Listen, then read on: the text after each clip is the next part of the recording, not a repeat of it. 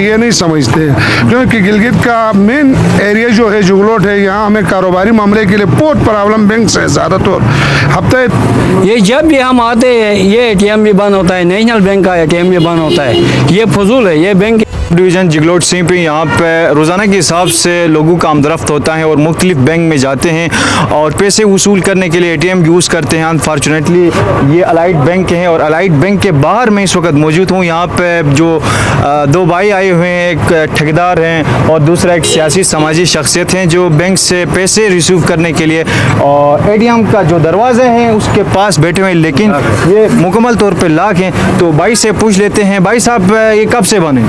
ये जब भी हम आते हैं ये एटीएम भी बंद होता है, नेशनल बैंक का एटीएम भी बंद होता है, ये फजूल है। ये बैंक हाँ 2 बैंक है वो भी बंद होता है, एटीएम जब भी आते हैं बंद होता है। अच्छा सर, ये तो काफ़ी अरसा दराज से बंद है। अच्छा। तो सुबह का टाइम तो मेरा ख्याल खुला रहता है, शाम का टाइम तो कभी भी खुला नहीं रहा है।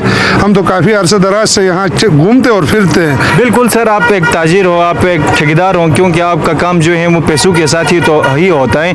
किसी को पैसे सेंड करना या बैंक से पैसे निकालना, तो आपका मुकम्मल काम एटीएम के ऊपर डिपेंड होता है, तो आपको तो काफ़ी मुश्किल होगी। बहुत मुश्किल। हफ्ते इतवार तो हमारे लिए यहाँ पे बिल्कुल हम गाशो पहाड़ में है यही समझते, हम सिटी जुगलोट में है ये नहीं समझते, क्योंकि गिलगित का मेन एरिया जो है जुगलोट है, यहाँ हमें कारोबारी मामले के लिए बहुत प्रॉब्लम बैंक से ज़्यादातर।